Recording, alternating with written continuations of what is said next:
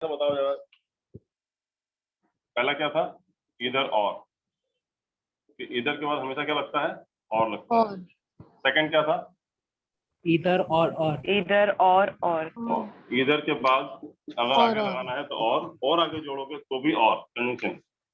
Third क्या पढ़ा था हमने?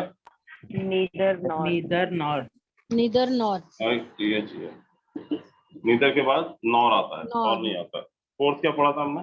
नीदर नॉर अब नीदर के बाद अगर आगे और जोड़ते जाओगे तो ये नॉर आएगा, और आगे भी क्या आएगा? नॉर आएगा। ठीक है। फिफ्थ क्या पढ़ा था हमने? बोथ एंड फोर्थ के बाद हमसे क्या आएगा? एंड आएगा। सिक्स क्या पढ़ा था हमने? Not only Not only but but also not only and but also और आगे बट या फिर but out. but also Not either or. और क्या पढ़ा था हमने? not either इधर और इधर के बाद और आता है। और एट क्या पढ़ा था हमने? Scarcely when scarcely hardly specially hardly या हार्डली के बाद rarely, व्हेन या फिर बिफोर आता है। ठीक है, यहाँ तक पढ़ा था। ये पढ़े थे ना हमने लास्ट टाइम, क्लियर है? हाँ सर yes तो इधर और एक बार मैं आप लोगों को रिपीट कर देता हूँ। क्या था हमारा? जो नए लोग हैं, कितने लोग नए हैं क्लास में जो आज फर्स्ट टाइम आए? कोई है ऐसा? Any student who has come for the first day, that is the first lecture of English? Anyone? कोई है क्या ऐसा?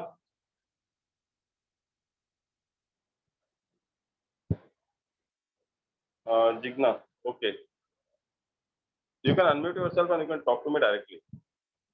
चैटिंग पे इतना ध्यान नहीं जाता हमारा। You can directly unmute yourself and you can talk to me. okay, sir. Okay, Jigna is like having the first lecture today. yeah Anyone else? Anyone else? no sir Okay. ठीक है जिग्ना, आपको tension लेने की जरूरत नहीं है। This will be repeated. अच्छा पहले मुझे बताओ, this will be repeated again या दिस विल बी रिपीटेड, क्या सही है? this will be repeated this will be repeated again नहीं बोलोगे? this will be repeated again again बोलोगे ना? yes नहीं बोलोगे, गलत है वो। री का मतलब भी होता है दोबारा, अगेन का मतलब भी होता है दोबारा। okay ठीक है, री का मतलब भी तो होता है दोबारा, बैक का मतलब भी होता है दोबारा। तो री के साथ कभी बैक नहीं लगाते और री के साथ कभी अगेन नहीं लगाते। again नहीं लगे थे okay गेटिंग इट? जैसे रिपीट मतलब this will be repeated. Sir आपने क्या बोला? री के बाद बैक नहीं लगाते? बैक नहीं लगाते। जैसे ही retreated back from his promises, उसने अपने प्रॉमिसेस से पीछे हट गया, तो रिट्रीटेड बैक नहीं बोलोगे, रिट्रीटेड। रिट्रीटेड का मतलब होता है पीछे हटना। जैसे मैं बोलूं कि your medical amount will be reimburse to you, ऐसा नहीं बोलो your medical amount will be reimburse back to you. अगर आपने कोई मेडिकल Okay. पॉलिसी ली है तो आपके जो रिम्बर्समेंट होता है या आपकी कंपनी से कई बार रिम्बर्समेंट होता है, तो वहां पे ये नहीं बोल सकते कि your medical amount will be reimburse back to you. It should be your medical amount will be reimburse to you. Reimburse का मतलब भी होता है, रिम्बर्स मतलब दोबारा मिल जाएगा। रिम्बर्स बैक बोलने की जरूरत नहीं है। मतलब समझ में आया सर ना? बैक भी नहीं लगेगा और अगेन भी नहीं लगेगा? हाँ नहीं लगेगा ना। आप बताओ ना, जैसे मैं बोलूँ कि yesterday only I returned back from Delhi, सही है क्या? आप या तो बोलो yesterday return भी only बोले back भी बोले. वही बोल रहा हूँ मैं। या तो आप बोलो yesterday only I returned from Delhi, या फिर बोलो yesterday only I came back from Delhi। लेकिन रिटर्न बैक का मतलब होता है, री मतलब भी होता है दोबारा, बैक मतलब भी होता है दोबारा, री मतलब भी होता है Yes. दोबारा, अगेन मतलब होता है दोबारा। तो this Yes. Question will be, this chapter will be repeated again नहीं होगा। This chapter will be repeated, repeated only this chapter will be taught again बोलूंगा अगर अगेन Okay. लगाना है तो। ये कंसेप्ट क्लियर है? yes sir जो इस पे क्वेश्चन आते हैं क्या, मैं कई बार, this is called superfluence and slang. उस चैप्टर में पढ़ाता हूँ ये चीज, पढ़ा गया सामने तो बता दिया मैंने आपको। तो Jigna this will be repeated again नहीं होगा, ध्यान रखना। This will be repeated, Okay. This chapter will be repeated. तो इधर के बाद और होता है, जैसे इधर यू कीप क्वाइट और move out of the class, या तो चुपचाप बैठो या क्लास से बाहर जाओ। इधर ही इज इंटेलिजेंट और ऑनेस्ट, ठीक है, जो भी आप लोग आना है, और जितना जोड़ना सब और आएगा। नीदर क्या क्या आएगा? Neither you work nor you let others to work, neither he work nor he let others to work, nor does he allowed other to study also. कुछ भी बता सकते हो आगे जो भी लगाना है। बोथ के बाद हमेशा एंड आता है, जैसे बोथ मोहन एंड सोहन, ठीक है। नॉट ओनली का बट या बट ऑल्सो आता है, जैसे not only my friends but also my relatives are going there. Not इधर के बाद और आता है, भले यहाँ पे नॉट इधर के बाद हमें लगता है नॉर आना चाहिए, लेकिन और आता है। तो ये मैंने आपको बताया भी था क्या क्या दिया जाता है आपके एग्जाम में जो गलत होता है, कि ऑलरेडी पढ़ा चुका हूँ मैं, रिपीट नहीं कर पाऊंगा इसको, because today our class is up to 8:30 only, थोड़ा आगे शेड्यूल है मेरा दूसरा। तो नॉट इधर के बाद क्या आएगा, और आएगा। जैसे ही इज नॉट इधर माई फ्रेंड और my relative, nor my relative नहीं आएगा, ना तो मेरा दोस्त है ना ही मेरा रिश्तेदार है। क्या बोलूंगे, इज नॉट इधर माई फ्रेंड और रिलेटिव। देखो नॉर्मली हम लोग क्या बोलते हैं, ही इज नॉट इधर माई फ्रेंड नॉर रिलेटिव कर देते हैं हम लोग, तो गलत है वो। समझा आपको, समझा कि नहीं समझा आपको? नॉर नहीं आएगा, क्या आएगा, क्या आएगा, और आएगा।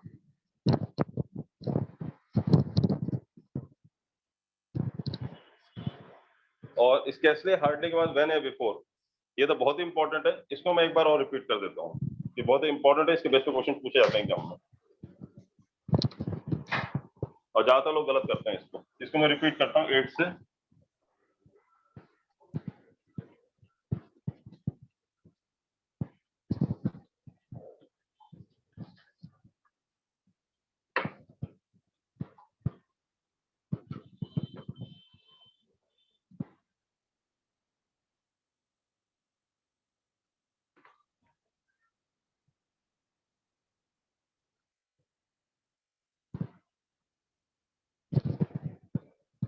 So, 8th one is scarcely या hardly के बाद when या फिर before होता है, जबकि आपके एग्जाम में क्या दिया जाता है, नॉर्मली THN then या THN then लिख देते हैं when या before की जगह। हमें सुनने में भी सही लगता है, हमें सुनने में भी क्या लगता है, सही लगता है। जैसे मैं बोलूं scarcely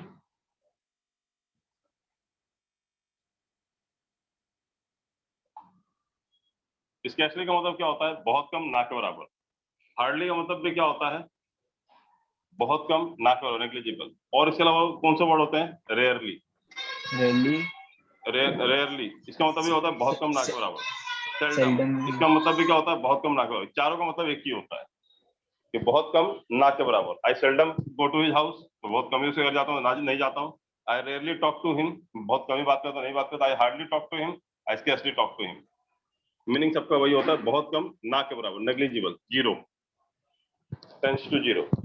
जो मैथ्स में पढ़ते हैं, लिमिट्स टेंड्स टू जीरो। तो स्केर्सली या हार्डली के बाद क्या आता है, जैसे स्केर्सली या hardly, had I left for the office. अब यहां पे आता है देन या THN देन, या आता है व्हेन, या आता है before. Scarcely, hardly had I left for the office, it began to rain. Begins to rain. ठीक है, अब मुझे बताओ क्या आएगा, Scarcely या hardly had I left for the office। और मैंने आपको बताया था scarcely या hardly क्या है, एडवर्ब है। क्या है दोनों, नॉर्मली अगर लास्ट में, अगर किसी वर्ड के लास्ट में ly लगा हुआ है, ये वर्ड कौन से होते हैं, एडवर्ब। क्या होता है ये वर्ड्स, एडवर्ब। एडवर्ब। और जब भी कोई सेंटेंस एडवर्ब से शुरू होता है, जब भी कोई सेंटेंस एडवर्ब शुरू होता है, तो एडवर्ब का फिर वर्ब आता है, देन सब्जेक्ट आता है, देन ऑब्जेक्ट आता है। जबकि नॉर्मल इंग्लिश लैंग्वेज में सबसे पहले क्या आता है, सब्जेक्ट आता है, देन वर्ब आता है, देन ऑब्जेक्ट आता है। ये नॉर्मल सेंटेंस है कोई भी इंग्लिश स्ट्रक्चर का, यही होता है ना, नॉर्मल स्ट्रक्चर ये होता है हमारा। बट अगर कोई सेंटेंस एडवर्ब से शुरू हो जाए, जैसे हार्डली इसका जो शुरू हो जाए, तो पहले वर्ब आता है, बाद में सब्जेक्ट आता है। जैसे देखो यहाँ पे स्केर्सली हार्डली और पहले हैड आया, बाद में आई आया सब्जेक्ट। समझा आपको? हाँ सर। इसे हम लोग क्या बोलते हैं, एडवर्ब सेंटेंस शुरू होता है, उसमें क्या लग जाता है, क्या बोलते हैं इसको, इन्वर्जन। क्या बोलते हैं इसको, इन्वर्जन। इन्वर्जन मतलब क्या होता है, इन्वर्ट होना, उल्टा हो जाता है। जबकि नॉर्मल सेंटेंस हमारा ये होता है, कोई भी इंग्लिश से स्ट्रक्चर होता है, कैसा होता है, subject plus verb plus object. लेकिन अगर इन्वर्जन केस होता है, इन्वर्जन कब लगता है, उल्टा कब होता है, जब एडवर्ब होता है। जब सेंटेंस हमारा एडवर्ब से शुरू होता है। एडवर्ब नहीं, एडवर्ब बीच में लगा तो मतलब नहीं है। जब सेंटेंस हमारा एडवर्ब से शुरू होता है, जैसे hardly, scarcely, accidentally, supposedly, suddenly, easily, है ना, नेवर, जो भी आपके एडवर्ब वाले वर्ड हैं, अगर उनसे शुरू होता है, फ्रीक्वेंटली, अगर उनसे शुरू होता है, उस केस में पहले वर्ब आता है, देन सब्जेक्ट आता है, देन ऑब्जेक्ट आता है। इसी को हम लोग इन्वर्जन कहते हैं। इसको डिटेल में हम लोग एडवर्ब में पढ़ेंगे। बाकी यहाँ पे आपको थोड़ा बहुत बता दिया मैंने आपको, ये इन्वर्जन कब लगता है, जब सेंटेंस किससे शुरू होता है, एडवर्ब एडवर्ब से शुरू होता है। ओके, तो scarcely, hardly, had I left, अगर स्कैर्सली हार्डली हटा तो क्या था, हैड आई लेफ्ट, ऐसा लग रहा है क्वेश्चन बन गया ये, बट यह क्वेश्चन नहीं बना क्योंकि आगे एडवर्ब लगा हुआ है, ये इन्वर्जन कहलाता है। तो हार्डली या स्कैर्सली हैड आई लेफ्ट और द ऑफिस, मैंने ऑफिस के लिए निकला ही था कि उसके बारिश शुरू हो गई, क्या बोलूंगा, then it begins to rain, THEN, then it begins to rain, तभी बारिश शुरू हो गई, देन इट बिगन्स, तभी बारिश शुरू हो गई, when it begins to rain, before it begins to rain. क्या दिमाग में सबसे पहले आता है आपके, देन Then. आप क्या करोगे, जरा जरा ये या फिर इनमें से कोई एक टिक मारोगे, आपके कंजंक्शन में जाता है ये वाला देन लगता है, ठीक है, तो ये दोनों में से लगाओगे, लेकिन आंसर क्या मालूम है, ये दोनों है, ये दोनों आंसर कोई भी लगा दो चलेगा। और सर दोनों भी ऑप्शन में आया रहेगा तो वेन भी दोनों और ऐसे इतने बेवकूफ नहीं है, इंग्लिश आती है उनको, कि दोनों लगा देंगे। सर मतलब दोनों भी नहीं आएगा ना। नहीं, दोनों मतलब कोई एक ही आएगा ना मैडम।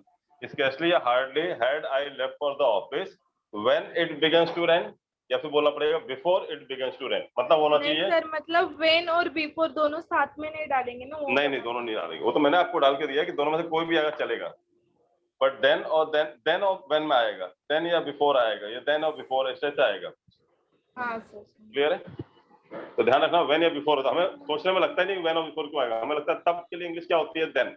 और हम लोग क्या जाते हैं, जो बोलने में हमें लैंग्वेज में आता है ना हिंदी में, इसका मतलब क्या निकलता है, हम मतलब के बेस पर टिक मार के आते हैं।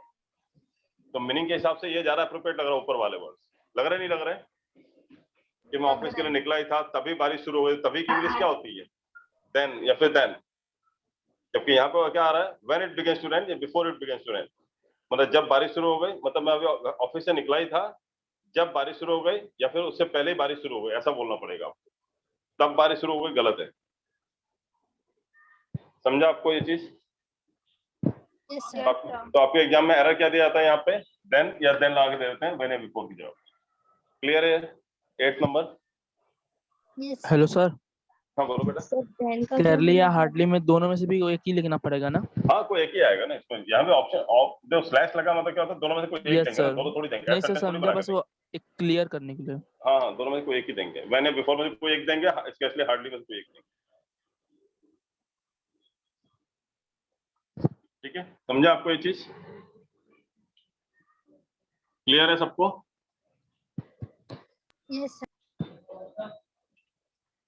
थोड़ा एक्टिव रहा करो, बता दिया करो क्लियर हुआ नहीं हुआ, मुझे क्या मालूम पड़ेगा, सोते रहते हो हुआ तुम लोग। सर, क्लियर हुआ सर। हाँ वेरी गुड, सर हो गया क्लियर हो गया क्लियर, ठीक है चल। ओके, नाइन्थ वन क्या है, नॉट के बाद बट, नॉट के बाद क्या होता है, बट आता है। बट आपके एग्जाम में जो दिए जाते हैं वर्ड वो क्या होते हैं, इंस्टीड,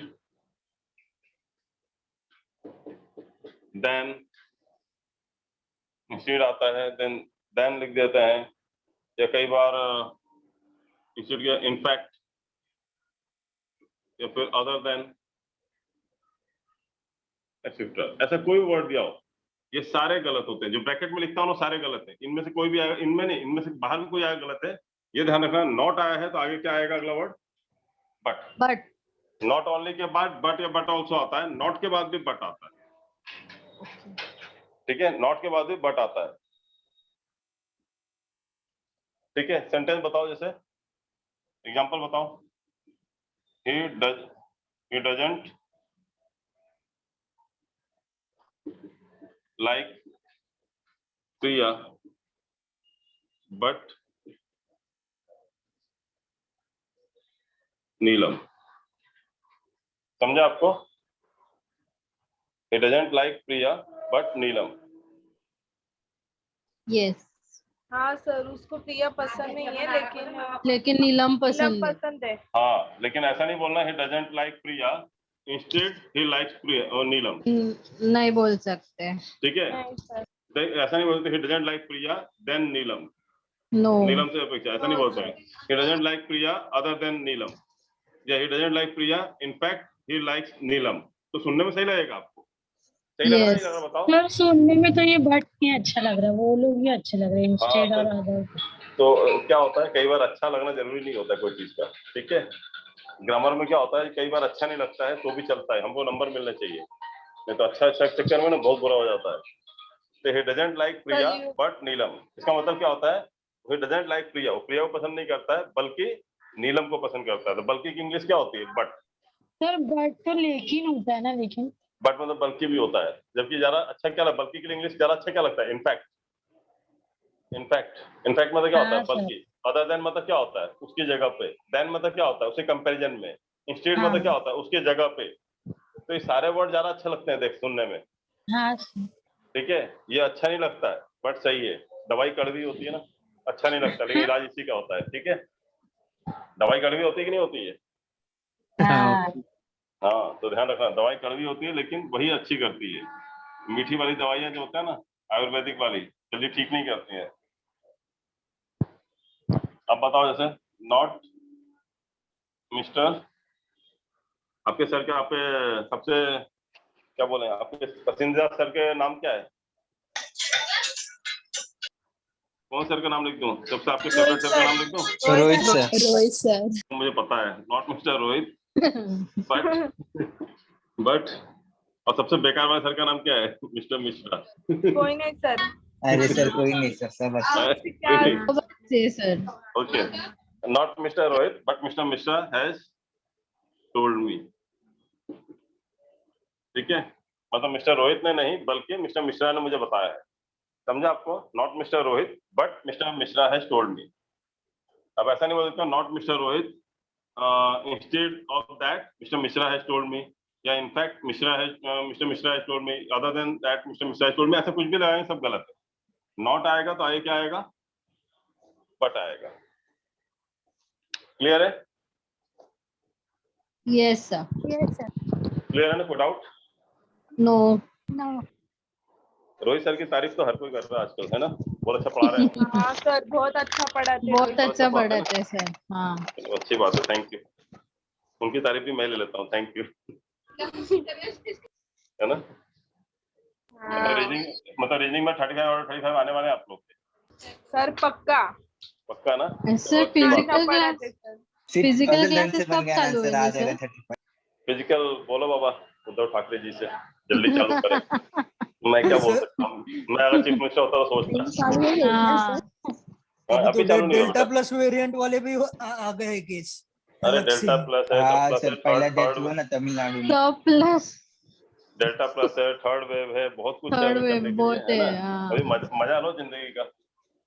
बहुत सर। घर बैठ के मजा लो। बोलते थे ना छुट्टी नहीं बोर हो मिलती, रहे छुट्टी नहीं, बोर। नहीं नहीं, पहले बोलते थे छुट्टी नहीं मिलती, छुट्टी नहीं मिलती, ऑफिस से कब छुट्टी मिलेगी? देखो पूरा छुट्टी दे दी है हाँ। भगवान ने। 2 साल की छुट्टी दी है इस बार, 2 साल की। आधे लोग का जॉब भी निकल गया 2 साल। हाँ, तो छुट्टी मनाओ। तो तुम्हें चाहिए था ना छुट्टी, चाहिए सर, छुट्टी चाहिए सर, दे दिया भगवान ने, अच्छे छुट्टी मनाओ। ये क्या होता है, ब्रेक होता है 100 साल पे एक बार, बोर हो 100 गए साल। अभी, बहुत बोर हो गए अभी घर बैठ हर के। 20 में ये होता है ना। हाँ अशोक सर, बोलो मैम। सुनो ना सर, बैंक ऑफ बड़ौदा का भी ये निकला है क्या? मतलब वे क्या बोलते हैं उसे? नोटिफिकेशन हाँ, नोटिफिकेशन रिक्रूटमेंट। देखना पड़ेगा। बैंक ऑफ बड़ौदा किसका है, कौन से पोस्ट के लिए निकला है? सर कौन? कल ही मैंने पेपर में पढ़ा था ये नहीं, आप बिजनेस देख लेना, स्टैंडर्ड। कॉन्ट्रैक्ट वाले फॉर्म मत भरना, जो कॉन्ट्रेक्चुअल बेसिस जॉब होते हैं ना, हाँ, सेल्स वाले, वो नहीं भरने का कभी भी। इसीलिए मैंने आपको पूछा, मतलब भरा हाँ नहीं, बस हाँ, इसीलिए आपको पूछी थी, तो क्योंकि मैं देख मैंने के बता। बिजनेस स्टैंडर्ड में ही चेक स्टाफ किया था। बिजनेस स्टैंडर्ड या इकोनॉमिक टाइम्स में ही कल पढ़ा था सब। देखता हूँ, मैं एक बार देख के बताता हूँ, क्लियर करता हूँ। हाँ, अच्छा, चलेगा सर। अपने टेस्ट सीरीज मिल रही है, आप टेस्ट सीरीज ले लेना। टेस्ट सीरीज का बताया तो क्या है हमारा जो है, फोकस गवर्नमेंट जॉब.com, सब स्मॉल लेटर में, FOCUSGOV ये हमारी वेबसाइट है, ठीक है। www लगा दो। फुल फॉर्म क्या है इसका पता है आपको? World wide web. World wide web. हाँ, तो worldwideweb.focusgovernmentjob.com, इस पे आप क्लिक करोगे, इस पे आप जाओगे, वहां पे लिखा रहेगा होम, अबाउट अस, टेस्ट और एक लिखा रहेगा यहाँ पे टेस्ट सीरीज। तो आपको टेस्ट सीरीज पे क्लिक करना है। टेस्ट सीरीज पे क्लिक करोगे तो वहां पे आएगा login ID okay and password. Okay ठीक है, तो ये लॉगिन आईडी पासवर्ड आपको मिलेगा। आपको रिसिप्ट शेयर करना तृप्ति मैम को या ज्योति मैम को। ठीक है सर, रिसिप्ट एक्चुअली मेरी नहीं मिल रही है। मैम, देना तो पड़ेगा आपको इसके लिए। ठीक है, कौन से ब्रांच से हो आप? घाटकोपर, सिमरन शिंदे। सिमरन सिंधे, आपको जानता हूँ मैं, लेकिन फिर भी हाँ सर। जान पहचान अपनी जगह है। प्रोसीजर आपको फॉलो करना पड़ेगा। आप ठीक है, आप तृप्ति मैम से बात कीजिएगा। Ghatkopar okay and Dombivli students जो हैं, okay they should talk to Tripti ma'am okay for test series. ठीक है, एंड दादर के लिए आपको सपना मैम, गौरव सर या रिचा मैम से बात करना आपको। ठीक है, वहां से आएगा, मतलब वहां से बात करके और फिर आप रिसिप्ट मेरे को भेजोगे। किसको भेजोगे आप? यहाँ पे दादर, थाने, बोरीवली, मीरा रोड, कोलाबा का तो अलग ही मैनेजमेंट है, उसका टेंशन मत लो। मीरा रोड, ठीक है। तो दादर, थाने, बोरीवली, मीरा रोड, इसके लिए आप लोग ज्योति मैम से कांटेक्ट करोगे। ज्योति वडके मैम जानते ही होंगे ना, जिन्होंने एडमिशन लिया हो उनसे। तो यस सर। हाँ सर। हाँ, अगर आपको नहीं पता नंबर वगैरह, तो जिसका भी नंबर पता है, जिससे भी एडमिशन लिया होगा, कोई किसी का नंबर नहीं समझ में आ रहा है तो आप मुझे बता देना, मैं ग्रुप में नंबर डाल दूंगा। सर, फोकस क्लासेस का भी टेस्ट सीरीज मतलब इस पे आता है क्या? ये मैडम फोकस का ही टेस्ट सीरीज है अपना, तो किसी और भी टेस्ट सीरीज थोड़ी दूंगा मैं। ठीक है, हमारा खुद का टेस्ट सीरीज है, उस पे जो है आपको टॉपिक वाइज टेस्ट भी मिलेगा आपको इसके अंदर। इसके अंदर बहुत सारे, अच्छा ये जो टेस्ट सीरीज दे रहा हूँ मैं, कॉम्बो दे रहा हूँ। कॉम्बो टेस्ट सीरीज है। कॉम्बो टेस्ट सीरीज मतलब आपको बैंक, रेलवे, एसएससी सब जितने हैं सब एग्जाम्स हैं इसमें। ठीक है, ओके, थैंक यू। सारे एग्जाम दे रहा हूँ मैं, क्योंकि क्या होता है Okay. हम टेस्ट सीरीज में कॉम्प्रोमाइज नहीं करते हैं। पढ़ाने में हम लोग ठीक है, बैंकिंग वालों को अलग पढ़ाते हैं, एसएससी वालों को अलग, रेलवे वालों को अलग, बट टेस्ट सीरीज हम लोग कॉमन सबको दे देते हैं, ताकि आपको वो दिक्कत ना आए कि अगर कोई फॉर्म भरना चाहो तो ये नहीं कि यार मैं फॉर्म नहीं भर सकता, मैं प्रैक्टिस नहीं किया कभी, पेपर कैसा आता देखा नहीं मैंने आज तक। तो आप पेपर देख लोगे तो आपको अगर अपना अगर आपको अच्छा लगता है कि नहीं एसएससी वगैरह भी कर सकता हूँ मैं, तो आप अपने कोर्स को अपग्रेड कर सकते हो। आप अपने काउंसलर से बात करके अपग्रेड कर सकते हो कोर्स को, जो डिफरेंस अमाउंट पे करके आप ज्वाइन कर सकते हो कॉम्बो का। तो आपको टेस्ट सीरीज पूरा कॉम्बो मिलेगा। ठीक है, इसमें आपको टॉपिक टेस्ट भी मिलेंगे। टॉपिक टेस्ट मतलब क्या होता है, आपको टॉपिक वाइज, जैसे रीजनिंग का टॉपिक वाइज, ओके। प्रेजेंटेशन के भी आपको टेस्ट अलग से मिलेंगे। क्या मतलब? नहीं, सब्सक्रिप्शन नहीं है मैडम, इसके लिए आपको हमारे से आईडी पासवर्ड लेना पड़ेगा, ऐसे नहीं मिलेगा। ये यूट्यूब वाला नहीं है। Hello sir. रिसिप्ट शेयर करके आईडी पासवर्ड मिलता है। रिसिप्ट शेयर करना पड़ेगा इन लोगों के लिए, बताया ना आपको, जो ब्रांच है उसका।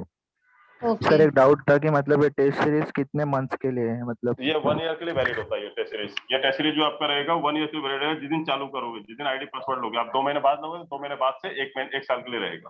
आप 4 महीने बाद लोगे तो 4 महीने बाद 1 साल के लिए रहेगा। अच्छा, और आज लोगे तो आज से 1 साल रहेगा। और सर हमें एक्सटेंड करना रहेगा तो पे करना पड़ेगा क्या? एक्सटेंड करना रहेगा तो फिर आपको हर साल से 500 रुपए पे करना है टेस्ट सीरीज का। बाकी लेक्चर्स का, लाइब्रेरी फैसिलिटी का, पानी का, वॉशरूम का, किसी का पे नहीं करना आपको। ठीक है, किसी चीज का पे नहीं करना है। बट टेस्ट सीरीज का आपको की कॉस्टिंग आती है हमारी, ठीक है, जिसका 500 पे करके आप टेस्ट सीरीज ले सकते हो 1 साल के लिए। 1 साल के लिए वैसे जरूरत नहीं पड़ेगी आपको। 1 साल के अंदर इतने टेस्ट सीरीज आपने पूरा दे दिया ना, तो वैसे एग्जाम निकल जाएगा आपका। इतने टेस्ट सीरीज की जरूरत नहीं पड़ती। Thank you. 350-400 टेस्ट सीरीज है, और टॉपिक वाइज देखोगे तो टोटल मिला के 1500 के आसपास टेस्ट सीरीज है हमारे। 1500 बहुत होता है ना, 1500 टेस्ट सीरीज दो तो मालूम पड़ेगा कितना टाइम लगता है। और इसमें आपको फायदा क्या है, आपको ये भी दिखेगा कि कौन से क्वेश्चन पे आपने कितना टाइम लगाया। समझा? आपको किस क्वेश्चन पे कितना टाइम लगा, आपको वो टाइम लिख के आता है। आप एनालिसिस में जाओगे ना, तो वो लिख के आएगा आपको कितना टाइम लगा इस क्वेश्चन करने में आपको। तो जिस क्वेश्चन में ज्यादा टाइम लग रहा है उसको प्रैक्टिस ज्यादा करना पड़ेगा आपको, और आपको लग रहा है कि बार बार उतना ही टाइम हो रहा है, तो एग्जाम में आप उतना अफोर्ड नहीं कर सकते हो। तो क्या करते हैं, अगर वहाँ पैसा नहीं है, कार अफोर्ड नहीं कर सकते हैं मर्सिडीज, तो हम क्या करते हैं, मारुति 800 ले आते हैं। नहीं, मारुति 800 ले आते हैं। ठीक है, तो यहाँ भी ऐसा ही है कि जिस क्वेश्चन को अफोर्ड नहीं कर सकते हो उसकी जगह पे हम दूसरे क्वेश्चन करेंगे जो आसानी से बन जाते हैं, है ना। उसमें टाइम डिवोट नहीं करेंगे हम कि घर बार बेच के मर्सिडीज खरीद के रोड पे घूम रहे हैं, घर ही नहीं है हमारे पास। ठीक है, ऐसा काम नहीं करने का। तो ये टेस्ट सीरीज मिलेगा आपको, टॉपिक वाइज भी मिलेगा। उसमें मैथ्स, रीजनिंग, इंग्लिश, जीएस सबका टेस्ट सीरीज है, ऑनलाइन टेस्ट सीरीज है और इसमें टॉपिक वाइज टेस्ट सीरीज भी है। ठीक है, फुल एंड टेस्ट सीरीज भी है। बैंक का, रेलवे का, एसएससी का, पीओ का, क्लर्क का अलग अलग टेस्ट सीरीज है हमारा। पीओ का अलग है टेस्ट सीरीज, क्लर्क का अलग है, आरआरबी का अलग है। ठीक है, तो सब दे लेना आप। समझ में आ गया? रब कर दूं ये? Yes sir. Important- गूगल पे हम ये साइट लिखेंगे तो ऑन होगा ना? नहीं, हाँ, आप ये साइट लिखो गूगल पे तो ऑन होगा, लेकिन आपको आईडी पासवर्ड मांगेगा ना मैडम टेस्ट सीरीज के लिए। आप हमारी वेबसाइट ये ऐसा बोल रहा है this site can not be reached. कैसी बात कर रहे हो मैडम? डाल के देखो। नो सर, हो गया, चालू हो गया। ऐसा नहीं बोलो मैम, हाँ चालू। देखो ऐसा डरा स्टूडेंट मत। जोन है, उसमें क्या होता है?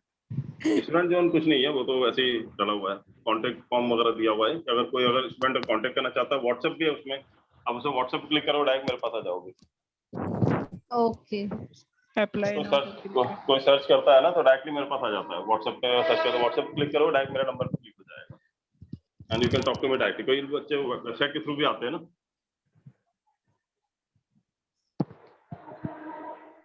समझा आपको ना? चालू हुआ सबका? focusgobjob.com। हाँ सर, इसमें अप्लाई सर, और हो ये गया।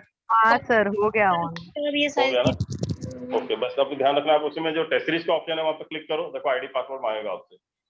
या होम पेज पे ही अगर आप नीचे जाओगे ना, नीचे जाओगे तो आप देखोगे bank, insurance, SSC, railway, MPSC लिखा रहेगा। वहाँ पे टेस्ट सीरीज लिखा रहेगा, उस पर क्लिक करोगे तो भी वहीं पे ले जाएगा हाँ आईडी सर, पासवर्ड। मांग रहा है user hello login. Sir. Hello sir. Hello, hello, ये टेस्ट सीरीज बस फोकस स्टूडेंट्स के लिए या मतलब ऑल पब्लिक के लिए है? नहीं ये सिर्फ फोकस स्टूडेंट्स के लिए, बाकी बाहर वालों को नहीं देते हैं हम लोग। बाहर वालों के लिए जो टेस्ट सीरीज है ये हमारा 2000 रुपीज का है पर ईयर। अगर बाहर वाला कोई लेना चाहता है तो 2000 रुपये पर ईयर देना पड़ेगा टेस्ट सीरीज का हमारा। और सर वो जो आपने हार्ड क्वेश्चन का बताया वो समझा नहीं मुझे। कौन सा?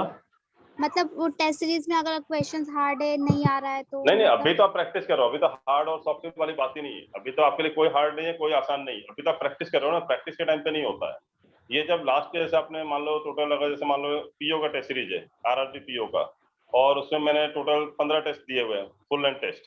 तो आपको पहले 3-4 टेस्ट में तो पूरे क्वेश्चन सॉल्व करने हैं। जो लास्ट के 4-5 टेस्ट है ना, वहां पे टाइम देखना आपको 15 की नहीं बन रहा है। लेकिन पहले उससे पहले आपको टॉपिक टेस्ट कंप्लीट कर लो अपने टॉपिक वाइज। मैंने इसलिए दिया था कि आप अपने टॉपिक वाइज भी कंप्लीट करते जाओ ना। अभी काफी लोग पुराने बच्चे हो गए ना जिन लोग टॉपिक कंप्लीट है काफी, हाँ सर। वो लोग सॉल्व कर सकते हैं ना वो लोग, इसलिए टेस्ट सीरीज देना शुरू कर दिया हमने। सर टेस्ट सीरीज के बाद सॉल्यूशंस भी रहेंगे? हाँ, टेस्ट सीरीज के अंदर सॉल्यूशन है उसमें, लेकिन वो सॉल्यूशन फॉलो मत करो मेरे हिसाब से। तो हम लोग जो पढ़ाते हैं वो सॉल्यूशन फॉलो करो, क्योंकि वो सॉल्यूशन हमेशा लंबा मेथड देना पड़ता है, मजबूरी है हमारी, है ना। आप समझता करो कि उसमें अगर हम शॉर्टकट दे देंगे ना तो समझ में नहीं आएगा बच्चों को कैसे सॉल्व कर दिया। तो वहाँ लॉन्ग मेथड होता है, वहाँ शॉर्टकट मेथड नहीं होता। आप बुक खरीदोगे मार्केट की, वहाँ भी लॉन्ग मेथड मिलेगा, शॉर्टकट मेथड नहीं मिलता है। शॉर्टकट टीचर्स ही पढ़ाते हैं। तो कंसेप्ट हमारे फॉलो करो। हाँ, रेफरेंस के लिए रहेगा उसमें, रेफरेंस के लिए आपको सॉल्यूशन दिया रहेगा। आप पूरा पेपर दे लोगे ना, उसके बाद आप जाओगे एनालिसिस पे, तो वहाँ पे सॉल्यूशन पे टिक मारो, पूरा सॉल्यूशन दिखेगा, एक क्वेश्चन का सॉल्यूशन दिखेगा आपको करना कैसे था। हेलो सर, अगर हम सिर्फ बैंकिंग का टेस्ट सीरीज मतलब नीचे क्लिक करते हैं, फिर उसके बाद एसएससी में भी क्लिक करते हैं तो आएगा ना सर? हाँ, सब आपको ओपन टू ऑल, और पूरा कॉम्बो पैक दे रहा हूँ मैं आपको। बैंक, रेलवे, एसएससी, कांस्टेबल, जितने भी एग्जाम्स होते हैं ना सारे के दें, सब है उसके अंदर। सर focus.gov.com ना? Focus GOB job, .com। Government job, focus government gov.com, ये वेबसाइट हमारी। Okay sir. ठीक है, अभी इसका जो है ना एलएमएस सिस्टम बना दूंगा मैं, लर्निंग मैनेजमेंट सिस्टम भी बनाने वाला हूँ मैं इसका। इसमें फिर आप इसी साइट पे जाओगे तो अभी यूट्यूब पे नहीं जाना पड़ेगा। यूट्यूब में क्या होता है, बहुत जंबल में है ना वीडियोस पूरे, अभी सिंक्रोनाइज। हाँ, क्योंकि उसका मजबूरी है मैडम हमारी, क्योंकि यूट्यूब पे क्या हो, फ्री टू ऑल है, ऑल ओवर वर्ल्ड में कोई भी देख सकता हो वीडियोस को। ठीक है, इसलिए हमने सिंक्रोनाइज वे में नहीं दिया है। बट यहाँ पे जो हम लोग देंगे अपनी वेबसाइट पे, वो सिंक्रोनाइज होगा। जैसे अगर मतलब कोडिंग डिकोडिंग के 6 पार्ट हैं, पूरे 6 पार्ट एक साथ दिखाई देंगे आप। ठीक है, वो सिर्फ अपने स्टूडेंट्स को मिलेगी, वहाँ पे लॉगिन आईडी पासवर्ड के थ्रू जा सकता है। Hello sir. अभी क्या यूट्यूब पे ओपन है ना मैम, इसे नहीं क्या बोल रहे हो? फोकस क्लास का है क्या बोल रहे हो? सर वेबसाइट ये सब बना दिया, ऐप भी बना देते तो अच्छा होता है। हाँ वेबसाइट ऐप पे भी हो जाएगा, आप ऐप भी डाउनलोड कर सकते हो इसका, तो ऑप्शन आएगा ऐप का भी डाउनलोड कर सकते हो, ऐप के थ्रू भी कर सकते हो। ऐप पे हमारा सर TCY के नाम से आएगा वो हमारा जो टैक्स सीरीज का ऑप्शन है हमारा। सर ये वेबसाइट को ऐप में बना सकते सर? हाँ वो कन्वर्ट हो जाता है, मुझे पता है, ऐप में कन्वर्ट कर सकते हैं हम लोग। देखता हूँ बात करके, वो तो सेम होता है, ज़्यादा डिफरेंस नहीं आता है। और आप ऐप में ओपन करोगे, मतलब वेबसाइट को भी आप मोबाइल को ओपन करोगे ना, ऐप जैसे खुलता है आजकल, क्योंकि आजकल सब यूजर फ्रेंडली होते हैं, सारे डिवाइसेस को कॉम्पैक्ट करते हैं वो लोग, पता है ना आपको? हाँ सर।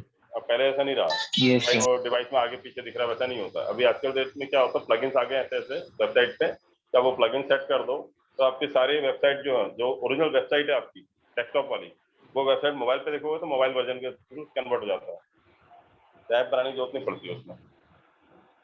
चलो, नो सूनर देन, अब आपके एग्जाम में क्या आता है? Then, when. हेलो, हाँ बोलो। हेलो हाँ सर, बोलो एक बोलो। डाउट था, क्लासेस ज्वाइन करने के बाद कितना मंथ के बाद स्टार्ट करना है टेस्ट सीरीज तभी, क्योंकि इसका वैलिडिटी है ना?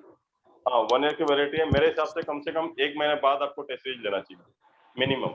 अगर टॉपिक वाइज भी करना है तो 1 महीने में कुछ तो टॉपिक होंगे ना, उसके बाद लेना चाहिए आपको। आप आज से ले लो और पता चले यूज नहीं कर रहे हो तो आपको 1 महीने फालतू जाता है ना।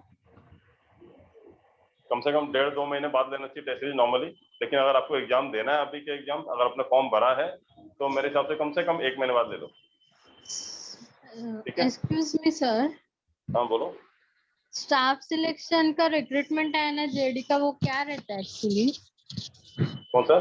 जेडी का आया है ना रिक्रूटमेंट अभी, जीडी का है? General duty. हाँ जेडी का। जेडी नहीं, जीडी है वो। हाँ जीडी, सॉरी। हाँ तो जेडी क्यों बोल रहे हो आप? जीडी बोलो ना। हाँ जनरल जीडी, ड्यूटी। हाँ जीडी क्या जनरल होता है? ड्यूटी, उसमें क्या रहता है? लोअर पोस्ट है थोड़ा, अच्छा, मतलब जो फाइल वाइल इधर उधर करते हैं ना, वो वाला काम। ओके मत करो, अब नहीं जाओगे करने के लिए, जाओ अब तो किसी की ओके पोजीशन खा लोगे। जो बेचारा गरीब होगा 10वीं पास वाला, वो दे रहा होगा एग्जाम, ओके तुम्हारा सिलेक्शन हो जाएगा तो उसका सिलेक्शन हट जाएगा। ठीक है, और तुम ओके जाओगे ओके ज्वाइन भी नहीं चलो। करोगी तो उसको नुकसान है। हाँ किसी बराबर। सीट मत खाओ, नहीं जाना है तो। ठीक है, क्योंकि वो बच्चों जैसे एग्जाम होता है, कोई भी निकाल लेगा अपनी क्लास का बच्चा। सर एक और अच्छा, क्वेश्चन। हाँ सर बोलो। ये जो आप विनर अनाउंस करने वाले थे वो कौन सा? कमेंट्स वाला जो मैगजीन, हाँ मैडम लिख रही हैं, अभी बना रही हैं। मोस्ट प्रॉब्ली देखो अभी 1 आध दिन में हो जाएगा, मंडे ट्यूजडे तक हो जाएगा, अनाउंस कर दिया जाएगा। तो आपको मैगजीन वगैरह मिलेगी, आपको जो है ना पिछले महीने का पूरा मैगजीन आपको मिल जाएगा। Okay sir. सर वो मैगजीन में होता क्या है? मैगजीन आपका जो है मैडम पढ़ना पड़ेगा, क्योंकि आपका जो मेंस के एग्जाम होते हैं उसमें एक सब्जेक्ट होता है दैट इज कॉल्ड जीए। ठीक है, जीए मतलब होता है करंट अफेयर्स। करंट अफेयर्स जो होता है वो मैगजीन में होता है। बैंकिंग वालों के लिए चलता है BSC, बैंकिंग सर्विसेज क्रॉनिकल। क्या होता है? Banking services Chronicle. ठीक है, या फिर एक आता है बैंकिंग एंड यू करके मैगजीन, बैंकिंग एंड यू, ये भी यूज कर सकते हो। और SSC वालों के लिए आता है प्रतियोगिता दर्पण। प्रतियोगिता दर्पण ये होता है SSC वालों के लिए और UPSC वालों के लिए। UPSC या SSC वालों के लिए सेंट्रल गवर्नमेंट के एग्जाम होते हैं, उसके लिए प्रतियोगिता दर्पण अच्छा है। और बाकी बैंकिंग वालों के लिए बैंकिंग सर्विसेज क्रॉनिकल या फिर बैंकिंग एंड यू करके ले सकते हो। ठीक है, समझा आपको? यस हाँ सर। और UPSC वाले अगर मोटिवेट होना चाहते हैं कि थोड़ा मोटिवेशन मिल जाए तो उनको लेना चाहिए कौन सा बोलते हैं उसको? सर मतलब ये ऐप आती है या सिर्फ हमें CSR। ये मैगजीन ऑनलाइन मिलते हैं सर? हाँ मिल रहा है, कंपटीशन सक्सेस रिव्यू 420 का है, 1 ईयर का। Competition BSc success review, competition success review CSR। इसमें क्या होता है, जितने भी लोग IAS IPS बनते हैं ना अभी, उनके पूरे सबके इंटरव्यू दिए रहते हैं जो टॉपर्स होते हैं। आप पढ़ोगे तो आप मोटिवेट भी होगे और एक आध पेपर भी दिया जाता है कैसा आता है क्वेश्चन वगैरह, और कैसे एस्से वगैरह सबसे इंपॉर्टेंट होता है इसमें, एस्से का पूरा आता है कैसे उन्होंने एस्से क्या लिखा था जो अभी रिसेंट टॉपिक्स हैं। और ये तो आपको बैंकिंग वालों को भी पढ़ना चाहिए क्योंकि ऐसे आपको भी लिखना होता है अगर पीओ का तैयारी कर रहे हो तो, आपको पता है ना। तो going for PO probationary officer के लिए तो वहाँ पे आपको डिस्क्रिप्टिव पेपर होता है, डिस्क्रिप्टिव पेपर होता है जिसमें आपको एस्से और लेटर लिखने के लिए आता है, एस्से एंड लेटर आता है। Yes sir. ठीक है, तो ये सब मैगजीन्स हैं जो काम किए हैं। क्या बोल रहा हूँ, यूपीएससी वालों को लिए, एसएससी वालों को लिए, यूपीएससी वालों के लिए कंप्लेंट सक्सेस रिव्यू है, और प्रतियोगिता दर्पण जो है एसएससी और यूपीएससी दोनों के लिए है, और बैंकिंग वालों के लिए जो जीए वाले हैं उनके लिए बैंकिंग सर्विसेज क्रॉनिकल या बैंकिंग एंड यू बेटर होगा। इतना ही पढ़ो आप, बहुत ज्यादा मैगजीन्स उठा लोगे, सारे उठा लोगे ना एक साथ पढ़ नहीं पाओ। हाँ, बैंकिंग वालों को इसके अलावा मैगजीन के अलावा जो पढ़ना चाहिए वो पढ़ना चाहिए द इकोनॉमिक टाइम्स। क्या पढ़ना चाहिए? Economic times. हाँ, और एसएससी वालों को क्या पढ़ना चाहिए? The Hindu. The Hindu banking वालों को नहीं पढ़ना चाहिए, कोई काम का नहीं आपके। और द हिंदू जो है आपके एसएससी वाला और यूपीएससी वाला दोनों को पढ़ना चाहिए, और बैंकिंग वालों को द इकोनॉमिक टाइम्स पढ़ना चाहिए क्योंकि आपके इकोनॉमिक वैसे कई बार क्या होता है इसमें पूरा पैसेज ही उठा के दे देते हैं एग्जाम जो आता है ना 7-8 क्वेश्चन जो आते करने के लिए सॉल्व पैराग्राफ जो आता है ना आपका, वो इकोनॉमिक टाइम्स से आता जाता है। सर आपने बिजनेस स्टैंडर्ड भी बताया था ना पेपर में, बिजनेस स्टैंडर्ड में द हिंदू का ही है ना बिजनेस स्टैंडर्ड, तो बिजनेस स्टैंडर्ड जो है ना हिंदू का ही है।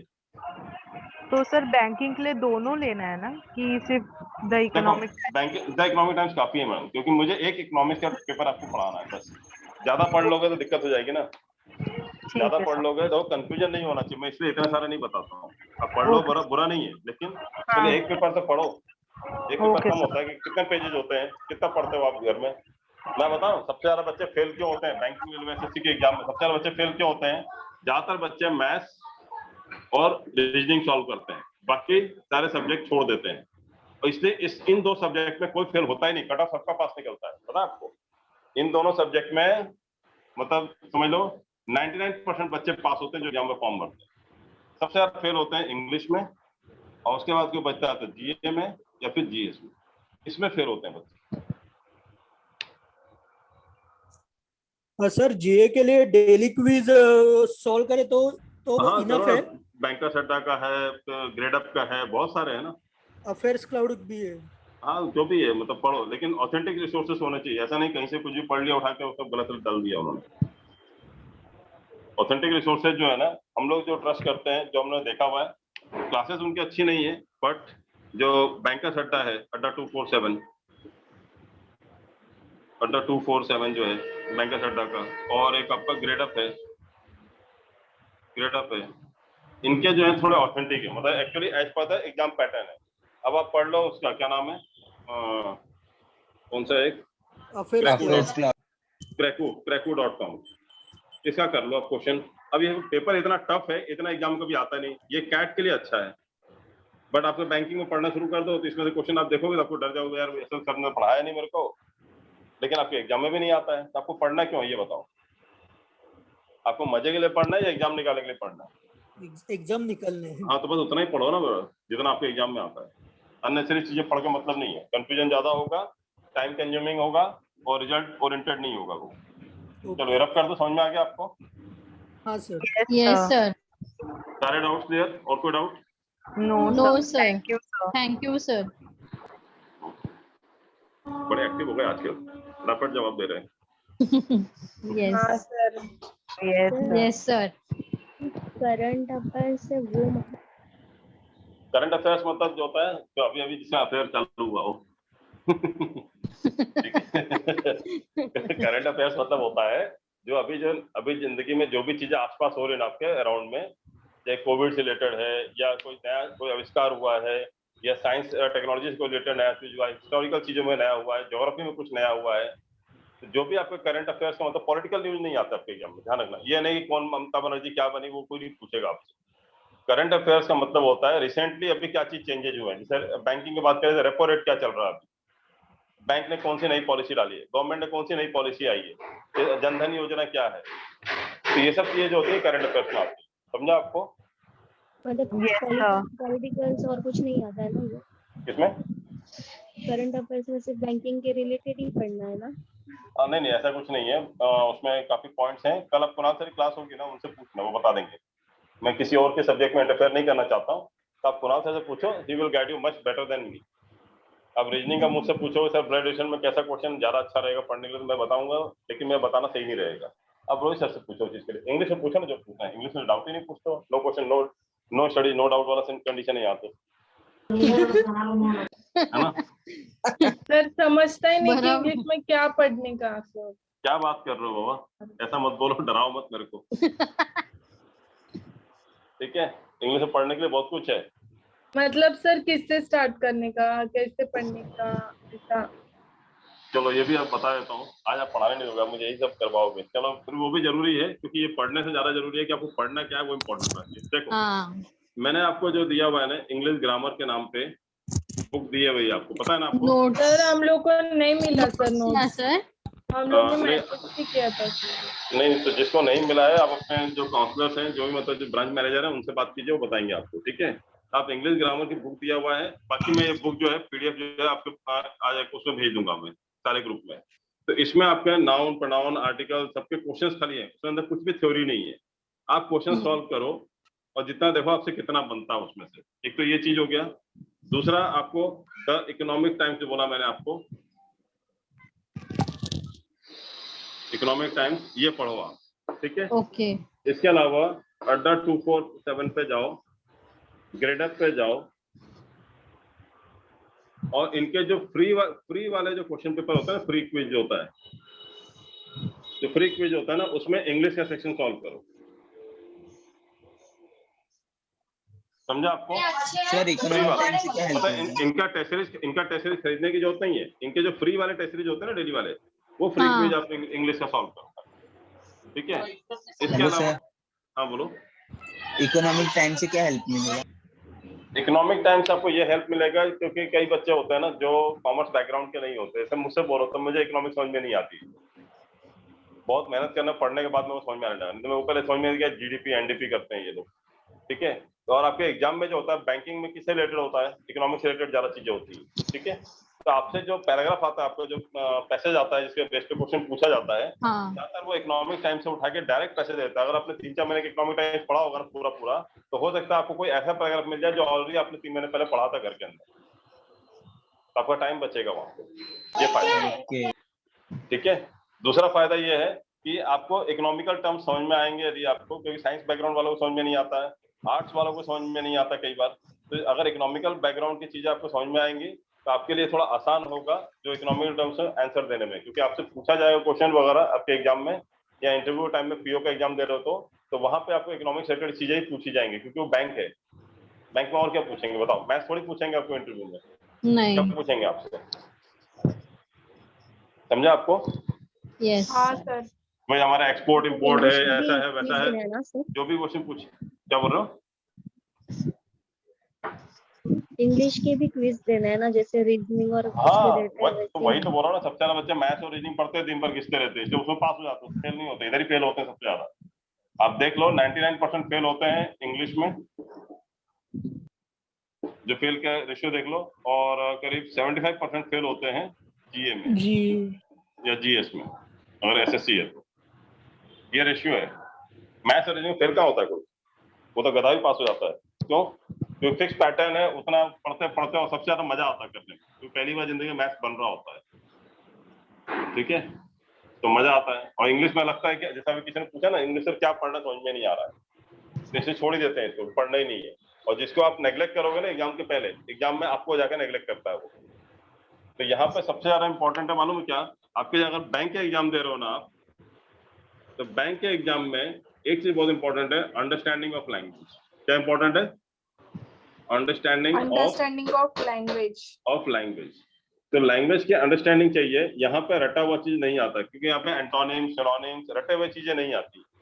बट यदि आप इंग्लिश एसएससी की तैयारी कर रहे हो, रेलवे में तो आता नहीं, एसएससी की तैयारी कर रहे हो, तो इसमें बायोलॉजी वालों को बहुत अच्छे नंबर आते हैं, रटने वालों को। इसमें क्या होता है? One word substitution, one word substitution रटो, तब रटो। सर ये आपने अंडरस्टैंडिंग लैंग्वेज बोला, वो यूके लैंग्वेज है कि यूएस लैंग्वेज? अरे सर इतना टेंशन मत लो, यूके पढ़ लो, कहाँ अमेरिका तक पहुंच रहे हो अभी। कोई वहां पे आपसे पूछेगा नहीं कि कलर की स्पेलिंग COLOR है या COLOUR है, या बिकॉज की स्पेलिंग BECAUSE है या BECAUZE है, कोई नहीं पूछेगा आपसे सर। इतना अमेरिका, या अमेरिका हो गया, ये इंग्लैंड हो गया, या अमेरिका हो गया, या इंग्लैंड हो गया। अमेरिका कुछ नहीं है। अमेरिका का मतलब इसलिए बढ़ गया आज की डेट में अमेरिकन लैंग्वेज। पहले अंग्रेजों ने गुलाम बनाया तो अंग्रेजों को फॉलो किया हमने। अब टेक्निकल क्या हो रहा है, IT किस पे चलती सबसे ज्यादा? अमेरिकन साइड से, इंग्लैंड नहीं चला रहा है। तो अमेरिका की लैंग्वेज फॉलो करना, क्योंकि कंप्यूटर में हमको ये वर्ड मिलता है, समझे आपको? पहले अंग्रेजों ने हमें ठोक पीट के हमको इंग्लिश सिखाया, तो अमेरिका वाले जो है IT के चक्कर में हमको अमेरिकन सिखा रहे हैं। तो अमेरिकन और इंग्लैंड से कोई फर्क नहीं पड़ता। आप लैंग्वेज पढ़ो और समझने की कोशिश करो, और सारे वर्ड समझने की जरूरत नहीं है। कई लोगों को दिक्कत होती है, सर पेपर पढ़ रहे हैं, हर वर्ड का उठा के डिक्शनरी मीनिंग देखना शुरू कर दिया, गूगल में सर्च मारना शुरू कर दिया। This is not the way to read paper. नहीं तो 2 दिन के अंदर आपका पेपर बंद हो जाएगा। महीने भर पेपर आएगा आपके घर पे, सब्सक्राइब कर लोगे तो, और उसका कोर भी नहीं खुलेगा। वो समझ में आया क्या होगा? महीने भर पेपर आएगा, कोर भी नहीं खुलेगा, और जितने में खरीदा सोचोगे चलो 200-300 रुपए रद्दी में बिक जाए, कुछ तो मिल जाए इसका। सर मतलब घर पर आपको भी सिर्फ पेपर पढ़ना आता है? आपको, हाँ पेपर पे आता है ना घर पे मैम। आपको सिर्फ पढ़ना है, आपको कुछ समझना नहीं है। क्या करना है आपको? सिर्फ पढ़ना है। सर जितना ये ज्यादा वाला सर न्यूज़पेपर आता है घर पे। हाँ तो न्यूज़पेपर पढ़ो ना मैम। अब मटा और लोक सत्ता मत पढ़ना। सर ठीक है, नहीं मतलब ऑनलाइन न्यूज़पेपर ऑनलाइन भी पढ़ सकते हो, कोई ऐसा दिक्कत नहीं है। लेकिन क्या नहीं, होता है मतलब ऑनलाइन, सर ऑनलाइन पे खरीद, मतलब उसको घर पे आता है डेली, वो कैसे सब्सक्राइब करना? देखो फिजिकल पेपर तो घर पे आता है, अगर आप लगवाओ सब्सक्रिप्शन ले लो तो मार्केट में जो बेचते हैं ना वेंडर्स वगैरह, उनको बोल दो तो घर पे देके जाते हैं। ऐसे लोग भी हैं, सुबह सुबह आपके घर पे देके जाएंगे।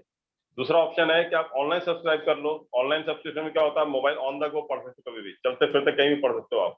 आपका वो न्यूज़ सब पूरा मिलेगा। लाइव मिल जाता है ना, सर लाइव मेरी सुनियो अपडेट्स। सर। और अगर आपको लग रहा है कि नहीं इतना मैं नहीं पढ़ पाता हूँ, तो फिर फ्री है ना, द हिंदू का ऐप डाउनलोड कर लो, द इकोनॉमिक टाइम्स का ऐप डाउनलोड कर लो। तो उसमें सारे न्यूज नहीं मिलते हैं, लेकिन हमारे काम के काफी न्यूज मिल जाते हैं। उतना पढ़ो ना डेली, आदत हो जाएगी आपको। Make a habit of reading. Understanding language जो है ना, रीडिंग से बढ़ता है। Hello sir economic sir times का भी यही ऐप है ना? बताओ ना सर, पैसेज को पढ़ के उसका मीनिंग कैसे समझें? वो देखो मैं बता रहा हूँ, इंग्लिश का जो लैंग्वेज है ना, एक दिन में नहीं आएगा आपको। अगर मुझे बोलो कि सर मराठी का पैसेज पढ़ के कैसे समझूं, तो मेरे को नहीं समझ में आएगा। मैं आपको क्या करना पड़ेगा, डेली पेपर पढ़ना पड़ेगा, ठीक है? डेली आपको इंग्लिश में कुछ सुनना पड़ेगा, न्यूज सुनो इंग्लिश में। आपके आज के डेट में तो यूट्यूब है बाबा, यूट्यूब पे आपको न्यूज सुनो ना इंग्लिश में, BBC के न्यूज सुनो उनकी लैंग्वेज कैसे बोल रहे हैं, क्या बोल रहे हैं, समझ में आएगा आपको। जो टाइम्स नाउ का जो इंग्लिश सर का कोई चैनल कोई आता है, लैंग्वेज इतना घुमा के बोलते हैं कि समझ में नहीं आता। सिंपल लैंग्वेज को भी ऐसे बोलते हैं कि तो फिर एक काम करो, टाइम्स नाउ पढ़ो ना, टाइम्स नाउ की न्यूज सुनो बस। अब टाइम्स नाउ वाला न्यूज ऐसा होता है जो हम इंडियंस वाले बोलते हैं। और सर इजी होता वैसा है पढ़ने में। CNBC ऐसे भी होता तो है। दी को भी ऐसा मोहम्मद बोलते हैं, समझ में नहीं आता दा ही बोल रहा है कि कुछ और ही बोल रहा है। हाँ मैडम, क्या होता है देखो, हमारे इंडियंस में क्या होता है, हम लोग पूरा पढ़ते हैं। जैसे हम लोग ये पढ़ते हैं, क्या बोलते हैं, क्या ये कार र बोला ना, वो यहीं पे रुक जाते हैं। का I have a red car. अब न र नहीं लगाया हमने, हम र लगा देते हैं। दिक्कत ये हो रही है, समझ में आया आपको? हाँ, तो हमारी टोन नहीं बदल सकते हम लोग, बट हम सीख लेते हैं लैंग्वेज को। टोन हमारी आ जाती है। सर इकोनॉमिक जो टाइम्स ऑफ इकोनॉमिक है उसमें उसका ऐप भी आता होगा ना, उसमें से भी हाँ पढ़ आता है ना, सकते हैं? इकोनॉमिक टाइम्स का ऐप आता है, हिंदू का ऐप आता है। ऐप तो सारे डाउनलोड कर लो ना, वहां से पढ़ो ना। आप कितना पढ़ने जो फ्री में पढ़ लो, क्या जो होता है सब्सक्रिप्शन लेने की। सर इकोनॉमिक टाइम पे भी डेली का पेपर आता है क्या? हाँ डेली पेपर आता है ना ये, आता है, पर ई पेपर का सब्सक्रिप्शन लेना पड़ता है। ई पेपर का सब्सक्रिप्शन ले लो। नहीं लेने का मन कर रहा था, पैसा लग रहा है, तो एक काम करो, हमारे कमेंट सेक्शन में इतने सारे कमेंट डाल दो कि हम दे देंगे आपको साल भर का। टेंशन क्यों ले रहे हो? सर मतलब है ना जितना ज्यादा रीड करोगे उतना मतलब इंग्लिश। देखो अंडरस्टैंडिंग लैंग्वेज की अंडरस्टैंडिंग उतनी ज्यादा बढ़ेगी आपकी जितना ज्यादा आप रीड करोगे। रीडिंग हैबिट डालो, ठीक है? अब मैं आपको इस टाइम पे ये तो नहीं बोलूँगा नॉवल पढ़ो आप, क्योंकि आप नहीं पढ़ पाओगे, क्योंकि दिमाग में इतना टेंशन रहता है कि नॉवल पढ़ो, बैठ के अपनी पढ़ाई करो। लेकिन एक चीज बता रहा हूँ मैं आपको, लैंग्वेज आपको पढ़ते पढ़ते ज्यादा समझ में आती है, अंडरस्टैंडिंग ऑफ लैंग्वेज ज्यादा होती है। और कभी भी एक सिंगल मतलब ना मोनोटोनस टाइप चीजें मत पढ़ो, खाली पेपर मत पढ़ो। पढ़ने के कोई भी चीज पढ़ सकते हो। कोई आपको वेबसाइट पर ब्लॉग मिल गया, आपको गेमिंग पसंद है, या आपको कोई भी चीज मतलब आप क्या बोल सकते हो, कोई हिस्टोरिकल चीज पसंद है, ज्योग्राफी पसंद है, हिस्ट्री पसंद है, कुछ भी पढ़ो ना आप। Make a habit of reading something.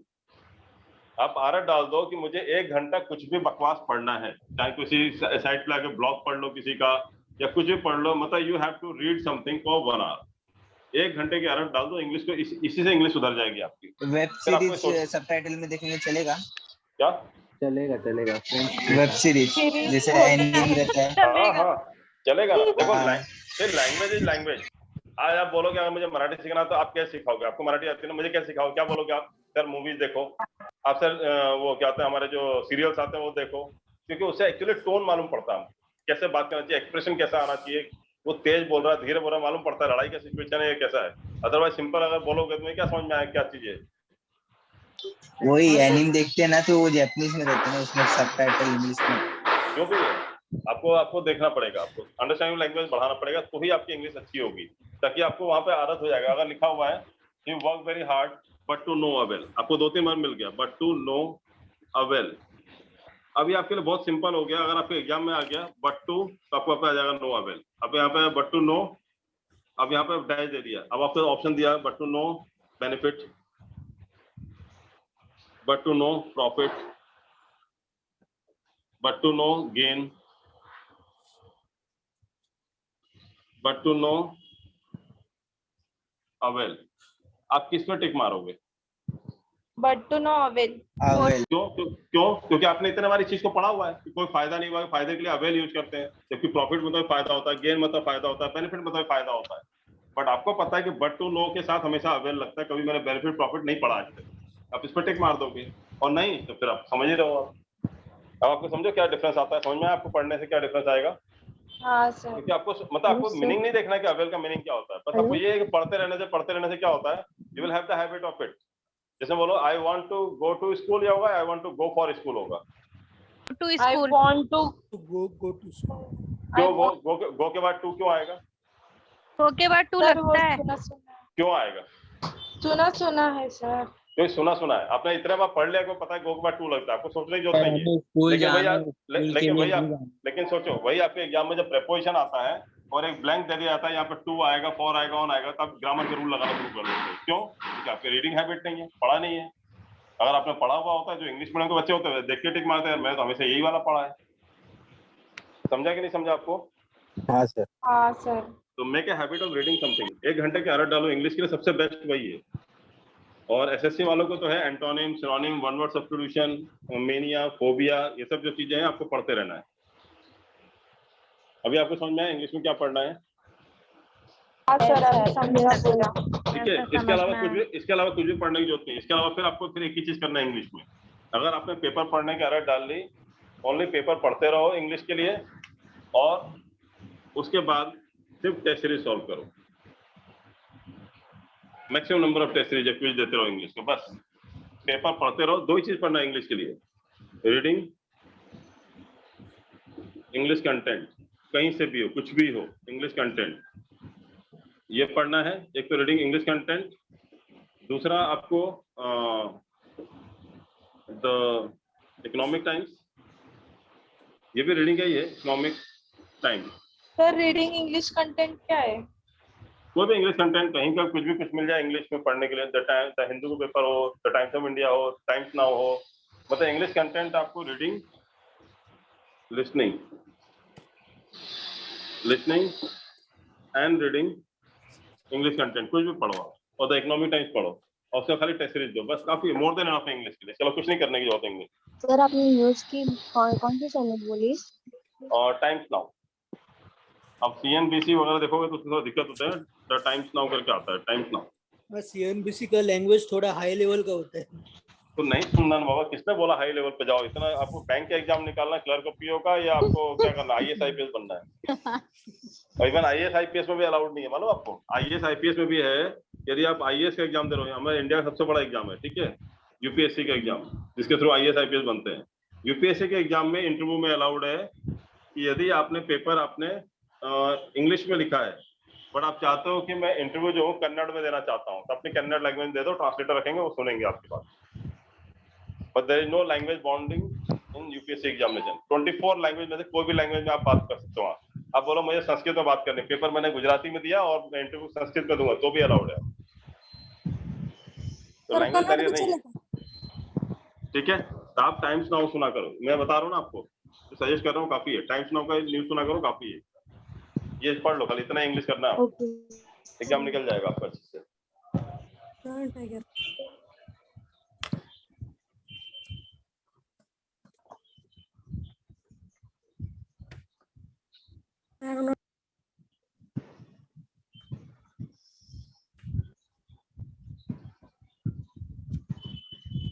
Sir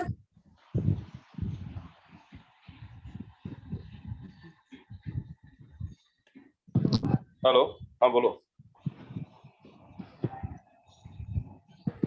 बोलो बोलो, कुछ बोल रहे थे ना।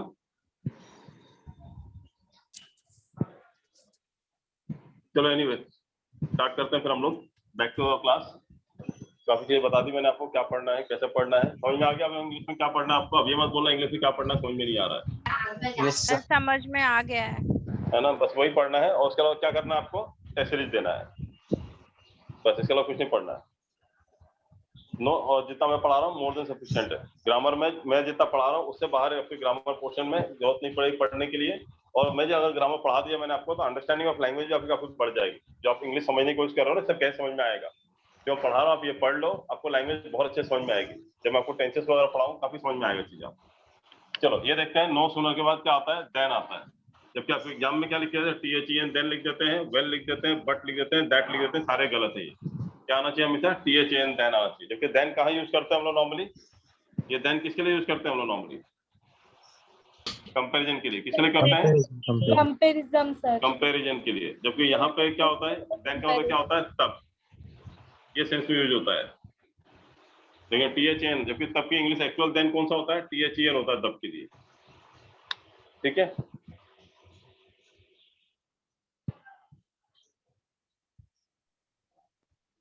एग्जाम्पल बताओ, ये तो बहुत सुना हुआ है बचपन से, तो बहुत सुना हुआ है बचपन से। क्या आएगा, Rita is not talent, no सुनर।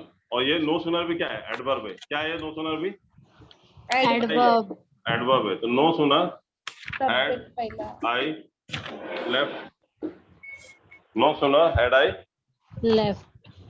लेफ्ट, या वो तो लेफ्ट वाला यूज कर लिया था ना, दूसरा कुछ बनाता। नो सुनर हैड आई, वो बचपन वाला सेंटेंस बताओ। No sooner had I reach the station,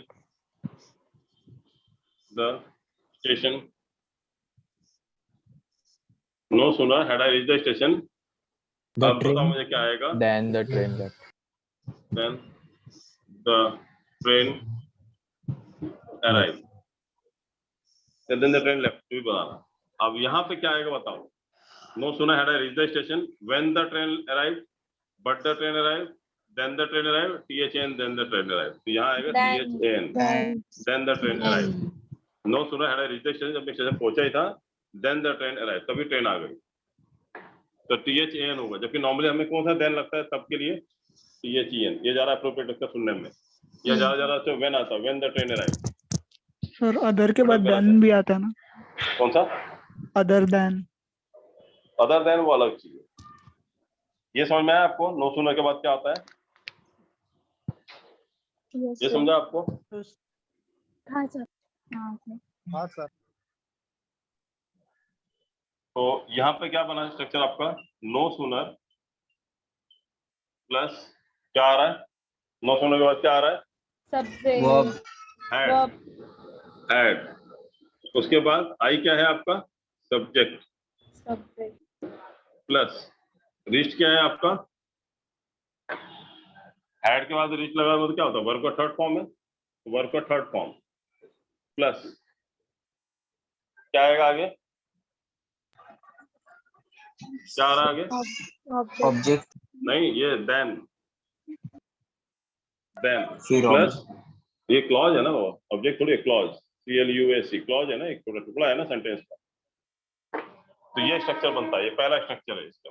ये नो सुनने के बाद ऑब्जेक्ट क्यों नहीं लिखा आपने सर, क्लॉज, ऑब्जेक्ट कोई एक ऑब्जेक्ट नहीं, वो क्लॉज है, पूरा सेंटेंस है। देन के बाद क्या लिखा है, देन के बाद क्या लिखा है, देन द ट्रेन अराइव्ड, ये ऑब्जेक्ट नहीं है, पूरा एक क्लॉज है, द ट्रेन अराइव्ड।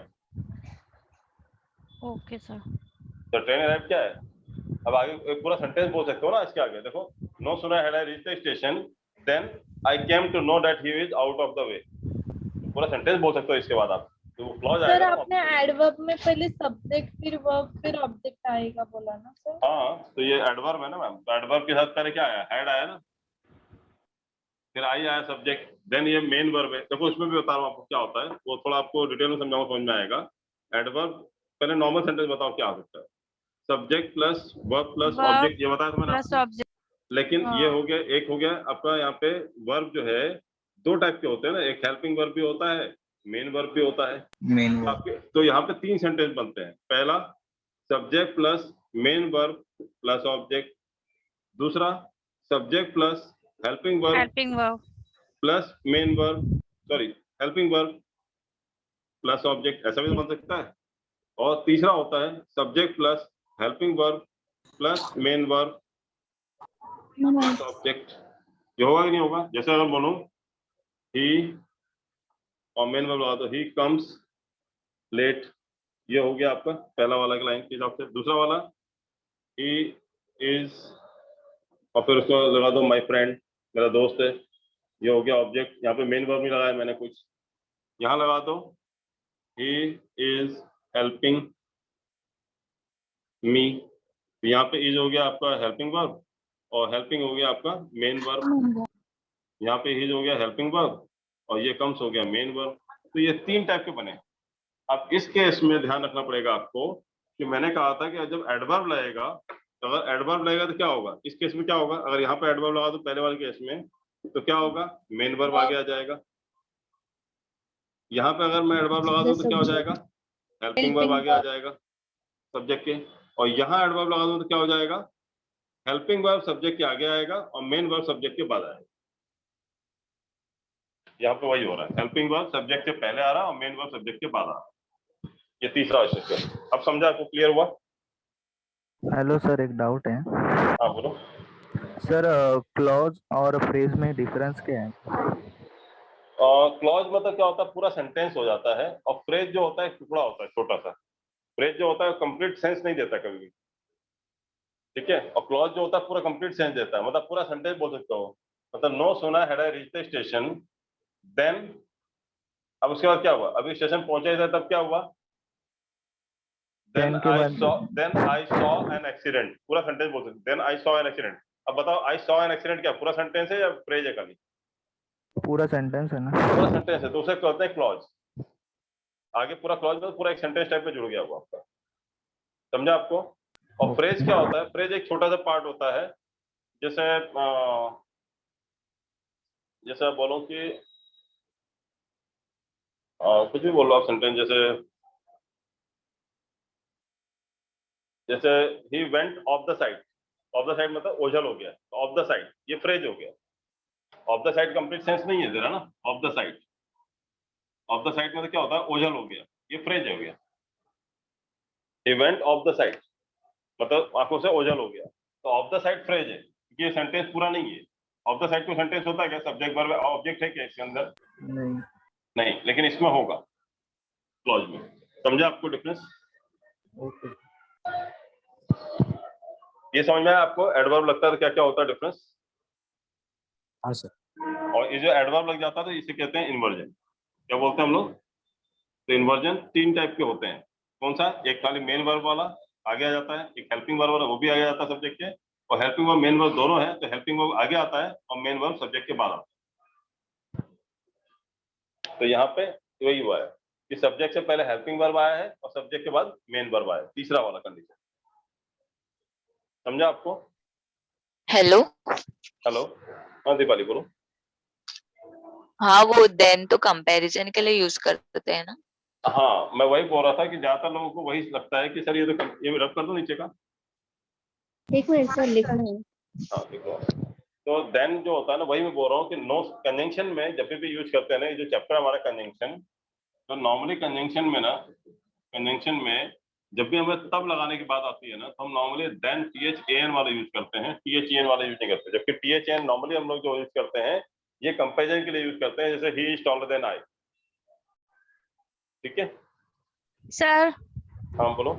सर कह रहे थे जैसे इसमें जो जैसे नो सूनर के साथ देन लगेगा, जैसे जो सेंटेंस रहेंगे उसमें वो सेंटेंस भी एरर आएगा?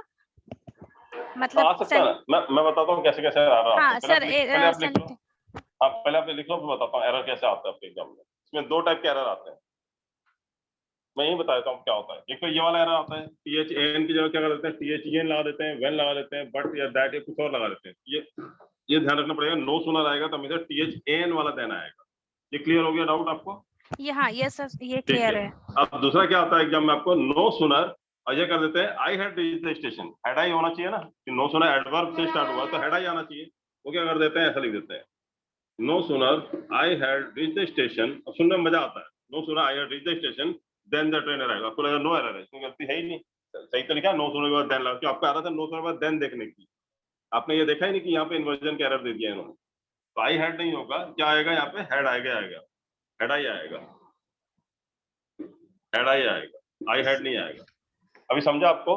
सर हाँ सर ये समझे। सर ये पूछ रहा था जैसे रीच्ड लिखा हुआ यहाँ पे सेंटेंस हाँ, में, तो क्योंकि कई बार थर्ड लगा हुआ, तो क्या ये भी सेंटेंस भी चेंज कर सकते हैं कि वर्ब की फर्स्ट फॉर्म रख दे, रीच लिख दें, ऐसा नहीं भी हो हो सकता, सकता है? नहीं हो सकता, नहीं हो सकता, क्योंकि ये नो सुना हैड के साथ ही आता था। हैड के साथ कम से क्या आएगा, वर्ब का थर्ड फॉर्म ही आएगा। नहीं मतलब एरर में क्या ऐसा हो ये? हाँ वो लिख सकते हैं, हैड आई रीच लिख देंगे, रीच गलत है, रीच नहीं होना चाहिए, रीच होना चाहिए, क्योंकि वर्ब का थर्ड तो फॉर्म मतलब आएगा। पूरा सेंटेंस को अज्यूम करना है कि कौन सा सेंटेंस सही है गलत है। हाँ पूरा देखना पड़ेगा आपको, एक एक पार्ट देखना पड़ता है हमको। ओके सर, समझे आपको? तो एक तो हो गया नो सुना हैड के साथ बनता है, ये लिख लिया आपने, ये रब करो। Yes sir. नहीं सर। लिखो जल्दी लिखो, क्योंकि एक नो सुना हैड के साथ बनता है और एक और नो सुना डिड के साथ बनता है। उसमें ज्यादा डिफरेंस नहीं आता है, हैड आता है, एक डिड आता है, बट डिड वाले में डिफरेंस क्या आएगा, नो सुना डिड आए, सब कुछ वही रहेगा, यहाँ पे वर्ब का फर्स्ट फॉर्म लग जाता है। तो डिड के बाद हमेशा क्या आता है, वर्ब की फर्स्ट फॉर्म आती है। मतलब ऐसा हो जाएगा, नो सुना डिड आई रीच। अब डिड आई के बाद क्या आएगा, रीच नहीं आएगा, क्या आएगा, रीच। डिड के बाद क्या आता है, रीच, वर्ब का first form, then the train arrive. बिल्कुल सब कुछ सेम रहेगा, बस क्या होगा, हेड के डिड आ जाएगा या वर्ब का थर्ड फॉर्म, वर्ब का फर्स्ट फॉर्म, बाकी पूरा स्ट्रक्चर सेम रहेगा। तो ये हो गया बी। बी में क्या आएगा, no sooner did subject plus verb का first form then plus clause. समझा आपको ये चीज? तो नो सुनर वाले 2 स्ट्रक्चर बनते हैं, एक नो सुनर के बाद हेड वाला बनता है और एक नो सुनर के बाद डिड वाला बनता है। और दोनों ही देख लो आप क्या है, दोनों ही इन्वर्जन वाला केस है, दोनों में वर्ब आगे आ रहा है सब्जेक्ट से। बट डिड है, आपको पता ही है कि टू डू वर्ब जो होता है, टू डू वर्ब कौन कौन से होते हैं, do, does, did. Do, does और डिड, इनके साथ दुनिया कोई भी कंडीशन हो, इनके साथ हमेशा क्या लगता है, वर्ब का फर्स्ट फॉर्म। ना इनके यहाँ सेकंड फॉर्म लगता है, ना थर्ड फॉर्म, ना आईएनजी फॉर्म, ना एसओईएस फॉर्म, कोई भी नहीं लगता है। डू, डज, डिड लगे हैं, टू डू वर्ब लगा हुआ है, इनके साथ हमेशा क्या आता है, वर्ब का फर्स्ट फॉर्म। अब जैसे मैं आपसे पूछ रहा हूँ, बताओ मुझे, आई वेंट देयर,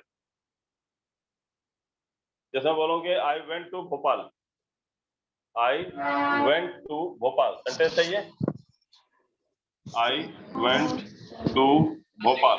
हाँ सर। ठीक है, करेक्ट है। इसका मतलब क्या हुआ, मैं भोपाल गया। मैं भोपाल गया था। ठीक है, अब मुझे बोलना है मैं भोपाल नहीं गया था, तो क्या बोलूंगा, आई डिडंट। हाँ, मैं भोपाल नहीं गया था तो क्या बोलूंगा, I didn't go to Bhopal. To Bhopal, यही बोलूंगा ना, मैं भोपाल नहीं गया था, मैं गया था तो वेंट टू भोपाल, मैं नहीं गया था, I didn't went to Bhopal, यही आएगा। सर डिड के साथ वेंट कैसे? हाँ, तो बस ये ध्यान रखना आएगा ना सर। हाँ, I didn't go to Bhopal, सुनने में ऑड लगता है बट ये सही है, वो पहला वाला गलत था, इतना ही ध्यान रखना। तो डिड के बाद वेंट नहीं आएगा, क्योंकि वेंट का मतलब होता गया था और डिड का मतलब भी होता था, तो उसका डिडंट वेंट लगा दो, क्या हो जाएगा, मैं भोपाल नहीं गया था। क्या हो जाएगा, मैं भोपाल नहीं गया था। था 2 बार हो जाएगा था, तो वेंट मतलब से था, ठीक है, और डिड का मतलब भी होता है था, तो 2 बार था सही हो जाएगा, फिर नहीं करने का। ठीक है, I didn't go to Bhopal आएगा। क्लियर है, कोई डाउट इसमें? No sir. No sir. Sir but note करना है बस डिड वाला। हाँ, नोट कर लो, तो बहुत लोग गलत बोल जाते हैं, आई वेंट टू भोपाल तो क्या बोलते हैं, no I didn't talk to him, I didn't talk तो सही है, लेकिन कई बार बोलते हैं I didn't went there, I didn't went there बोल देते, कई लोग बोलते हैं आई डिडंट वेंट देयर, गलत है। डिडंट के बाद गो देयर, क्योंकि डू डज डिड के बाद हमेशा वर्ब का फर्स्ट फॉर्म होता है, कोई भी कंडीशन हो, कैसा भी टेंस बने, इनके बाद हमेशा वर्ब का फर्स्ट फॉर्म होता है। समझ गए सर। क्लियर है? हाँ सर।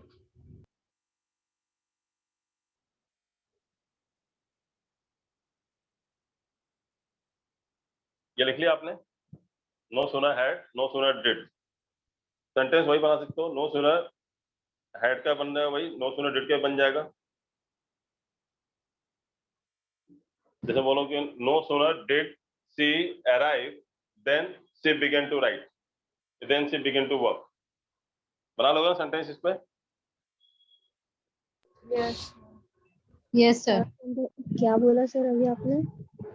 मैंने एग्जांपल दिया एक आपको, no sooner did she, SHEC, she मतलब सिंगुलर हो गया, she, no sooner did she reach मतलब अराइव, या no sooner did she arrive मतलब ये आई थी, then she begins to work, तो वो काम करना शुरू कर दिया। सी के बाद क्या आएगा? बिगिन आएगा, बिगिंस आएगा।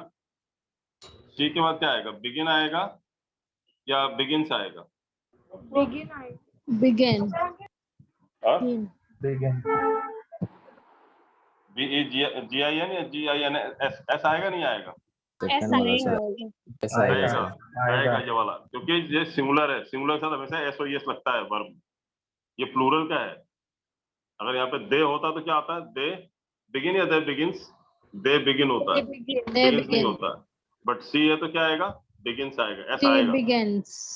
समझ में आया कि नहीं आता है? He goes to Yes. School होता है, ही गो टू स्कूल होता है, He goes to school. He goes to school होता है, और दे गो टू स्कूल होता है। समझा आपको? सर एक बार फिर से रिपीट कीजिए ना एग्जांपल। कौन सा? अभी जो बताया था वो। अच्छा ये एग्जांपल, नो सूनर डिड, या आप रफ करने दो ना, मैं लिख देता हूँ फटाफट। हाँ सर। आपको मिटाने नहीं दो, बोर्ड पे जगह नहीं है ना, कहाँ लिखूंगा?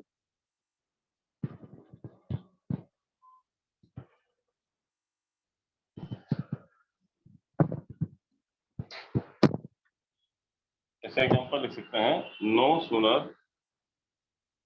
Did she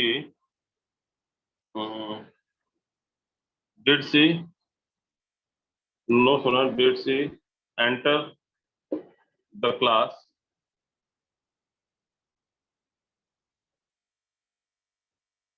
then no sooner did she enter the class then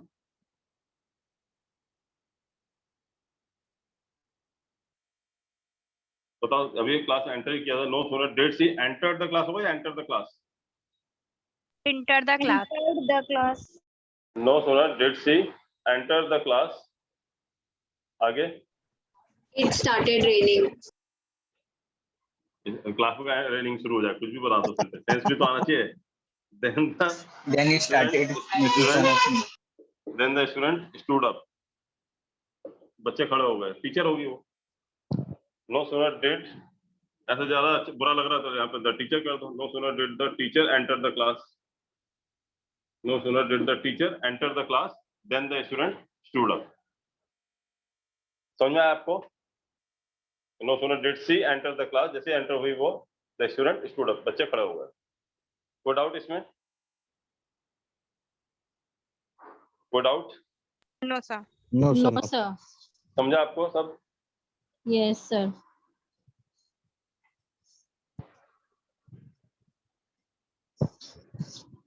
चलो ये रब कर दो, एक कंसेप्ट क्लियर हो गया, नो सूनर हैड का और नो सूनर डिड का। Yes. नहीं, दोनों केस में देन आता है, और डू डज डिड का हमेशा क्या आता है? वर्ब का first form. First form. First form.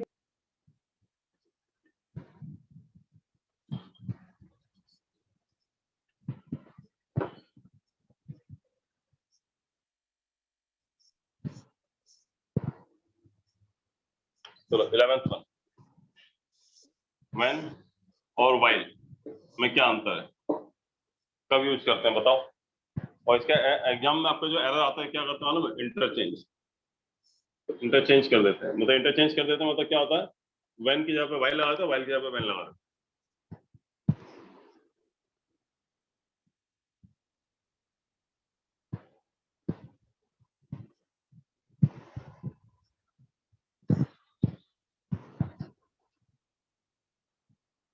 बताओ क्या आएगा?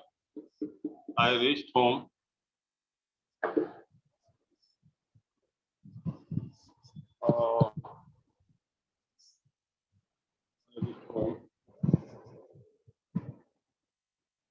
I saw the door locked. क्या आएगा? When I reach home. When I reached home. When I reached okay और While I reached home. Okay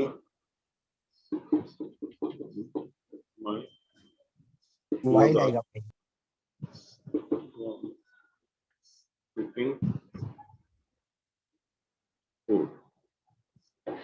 while आएगा सर। while आएगा। While आएगा। While आएगा sir. While. Met her While walking I was walking in. While. while बताओ क्या आएगा? while आएगा। तीनों में while. और एक और लिखते हैं, बनाओ को sentence. Let's say the employees stood up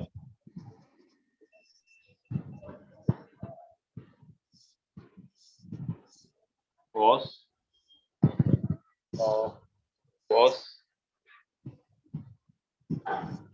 simple लिख लो, यहीं पे लिख लो entered। When the boss entered. When the boss. तो पहले वाले में क्या आएगा? when आएगा While. सर। यहाँ पे क्या आएगा? while क्या आएगा? while यहाँ क्या आएगा? when आएगा। तो लॉजिक समझ में आया? इसके पीछे लॉजिक क्या समझ में आया आपको? तो while के पीछे नहीं समझा। लॉजिक ये है कि when होता है जब एक काम खत्म होने पर दूसरा काम शुरू हो। When I reached home, जब घर पहुंच गया, एक काम खत्म हो गया। I saw the door locked, तब आपने देखा दरवाजा बंद है। जबकि while क्या होता है, दोनों एक साथ चल रहा है, साइमल्टेनियसली चल रहा हो। while I was watching TV, मैं टीवी देख रहा था, my mother was cooking food, वो सेम टाइम पे चल रहा था। तो जब साइमल्टेनियसली दो चीजें एक साथ चलती हैं तो हम while लगाते हैं। जैसे I met her, मैं उससे मिला, कब मिला? while I was walking in the park, मतलब आप पार्क में चल रहे थे और फिर आप उससे मिले, मतलब साथ में दोनों काम हुआ। और द एम्प्लॉइज स्टूड अप, मतलब जो एम्प्लॉइज है वो खड़े हो गए। कब खड़े हो गए? व्हेन द बॉस एंटर, जब बॉस अंदर आए। तो ये काम क्या हुआ? एक साथ नहीं हुआ, पहले ये काम खड़े हो गए, फिर बॉस एंटर हुआ। और मैं जब बॉस एंटर हुआ तब वो खड़े हुए। मतलब आप ये समझ लो कि व्हेन जो होता है, कोई एक काम खत्म होने पर दूसरा काम शुरू होता है, तब हम व्हेन लगाते हैं। अब जब दो काम साइमल्टेनियसली एक साथ होता है तो व्हाइल लगाते हैं। आपके एग्जाम में उल्टा करके देते हैं। यहाँ लिख देंगे while I reach home, I saw the door lock. यहाँ लिख देंगे when I was watching TV, my mother was cooking food. यहाँ लिख देंगे I met her when I was walking in the park. और यहाँ लिख देंगे the employ stood up while the boss entered. Sir employ का मतलब आगे while when भी, मतलब while भी तो आ सकता है ना सर। बॉस भी एक टाइम पर आएंगे तभी तो एम्प्लॉयज खड़े होंगे ना सर। नहीं, तो पहले बॉस एंटर करेगा तब तो एम्प्लॉय खड़े होंगे। दोनों एक साथ कैसे हो जाएगा? बॉस अंदर घुस रहा है, घुसते घुसते थोड़ी खड़े हो जाएंगे। मतलब बॉस एंटर करेगा तब तो एम्प्लॉयज खड़े होंगे ना। एक काम खत्म होने के बाद दूसरा काम होगा। जबकि यहाँ पे मम्मी खाना बना रही, मैं टीवी देख रहा हूँ, दोनों काम एक साथ हो रहा है। यहाँ मैं पार्क में घूम रहा हूँ, उससे मिल रहा हूँ, वो भी एक साथ हो रहा है। बट यहाँ पे मैं घर पहुंचने के बाद देख रहा हूँ कि दरवाजा बंद है। मुझे पहले मालूम पड़ जाता है तो मैं चाबी पहले से इंतजाम कर लेता। समझा कि नहीं समझा आपको? हाँ सर समझा? समझ में आ गया आपको ये? यस हाँ, सर। सर। दो काम एक साथ होंगे तो व्हेन लगेगा। नहीं, व्हाइल लगेगा। व्हाइल, हाँ सॉरी व्हाइल लगेगा जब साइमल्टेनियसली दो काम होंगे। और ये व्हेन होगा जब एक काम खत्म होने के बाद दूसरा काम शुरू होगा। तो ठीक है, क्लियर है? Yes. Let's call of a day today. मैं थोड़ा अर्जेंट काम है मुझे आज। लेट्स होप अगर पॉसिबल हुआ कल, अगर जीए का लेक्चर नहीं होता है, सर कुणाल सर का बताया ना, ऑडिट चल रहा है थोड़ा उनके बैंक में। ठीक है, स्क्रूटनी में उनके बैंक थोड़ा ऑडिट चल रहा है। तो अगर ऐसा कुछ होगा तो कल शाम को मैं इंग्लिश क्लास ले लूंगा। Okay sir, no problem. Thank you sir. Thank you sir. Thank you sir. Bye तो 1 मिनट साइड वो स्क्रीनशॉट ले लेते, नोट करना है। अरे वो तो यूट्यूब पे वीडियो मिलेगा ना मैडम, क्यों टेंशन ले रहे हो? स्क्रीनशॉट मारने क्या जरूरत है, यूट्यूब पे वीडियो पे आएगा ना। व्हेन की जगह व्हाइल वो क्वेश्चन में पूछेंगे ना हाँ, एग्जाम बस में। व्हेन की व्हाइल डाल देते हैं, उल्टा कर देते हैं। हाँ, और सर वो आप मैगजीन बोल रहे थे, वो हमें परचेज करना पड़ेगा बाहर से? हाँ, मैगजीन तो मैडम दो करंट अफेयर्स है ना, वो तो आपको पता है ना, ऑनलाइन साइट पे भी बहुत सारी मिल जाते हैं, फ्री चीजें मिलती हैं, आप पढ़ना शुरू करो, आपको मालूम पड़ जाएगा पूरा। ये मंथली रहती है या क्वार्टरली? मतलब नहीं मंथली होती है, लेकिन आपको पढ़ना सिर्फ आपको एग्जाम के 4 महीने पहले वाली बस। जो भी आप एग्जाम दे रहे हो उसके 4 महीने पहले का पढ़ना है बस, 6 महीने पहले का यूज नहीं है, कोई यूज नहीं होगा। मतलब अगले सिर्फ करंट अफेयर के लिए नहीं? हाँ, करंट अफेयर के लिए। अगर अगले 4 महीने बाद को एग्जाम देने वाला हो तो आज से जीए पढ़ो, अदरवाइज तब पढ़ना जब उसके अगले 4 महीने बाद एग्जाम होने वाला हो। जैसे अगर आपको एग्जाम दिसंबर में देने वाले हो तो आज से जीए पढ़ने की जरूरत नहीं, कोई मतलब नहीं, टाइम बर्बाद है आपका, पूछा ही नहीं जाएगा आपसे। ठीक है, अगर आपको दिसंबर में एग्जाम हो तो कब से पढ़ना चाहिए? अगस्त, सितंबर, अक्टूबर, नवंबर, यस अगस्त से पढ़ना चाहिए फिर आपको। मतलब अभी आपका जून चल रहा है, जुलाई भी नहीं पढ़ना आपको। अगर आपको दिसंबर में एग्जाम देना है तो अगस्त से पढ़ाई शुरू करनी है जीए के लिए। और सर अगर अगस्त में एग्जाम हो तो फिर आज से पढ़ो बेटा, शुरू कर दो पढ़ना। Hello sir. हाँ बोलो सर, जीए का जो क्लासेस से नोट्स मिला है तो वो सब भी उसमें से भी कुछ पढ़ना है? हाँ पढ़ना है ना, स्टैटिक जीए तो सेम होता है ना हमेशा। स्टैटिक देखो, दो पार्ट होते हैं जीए के, एक होता है स्टैटिक, एक होता है करंट अफेयर्स। स्टैटिक कभी चेंज नहीं होता है, वो हमेशा वैसे ही रहता है। और एक होता है कि मतलब जो चेंजेस होते रहते हैं, एक स्टैटिक होता है और एक चेंजेस वाले होते हैं। तो चेंजेस वाले जो करंट में चेंज होते हैं, और स्टैटिक वाले हमेशा वही रहेंगे ना, कभी चेंज नहीं होंगे। अब जनधन योजना क्या पॉलिसी को चेंज हो, नाबार्ड का जो फुल फॉर्म है कभी थोड़ी चेंज होने वाला है, या एसबीआई के एस्टेब्लिशमेंट कब हुआ था कोई थोड़ी चेंज होने वाला है। समझा आपको? हाँ सर। मतलब अभी लेकिन चेंजेस में क्या है, अभी किसी को रिसेंट में नोबेल प्राइज मिला हो, बुक्स कोई नई छपी हो जो चल रही हो, मार्केट में बहुत ज्यादा नाम चल रहा हो, कोई बुक छपी हो, किसी मतलब मूवी को कोई अवार्ड मिला हो, ये न्यू चेंजेस है ना ये। हाँ सर। समझा आपको? हाँ सर। और आपके एग्जाम के डेट के 15 दिन पहले तक का आपको मैगजीन में पूछा जाता है, 15 दिन बाद तो मैगजीन में नहीं पूछा जाएगा। अगर आपको 15 दिन पहले का तो है वहीं तक पढ़ना है, 15 दिन बाद वाला नहीं पढ़ना आपके एग्जाम के लिए। क्लियर है? हाँ sir. Okay then let's call it a day. Thank you, thanks a lot. Thank you sir. और आप लोग टेस्ट सीरीज के लिए अप्लाई कर दीजिए आप, है ना, जिन लोगों को लेना है।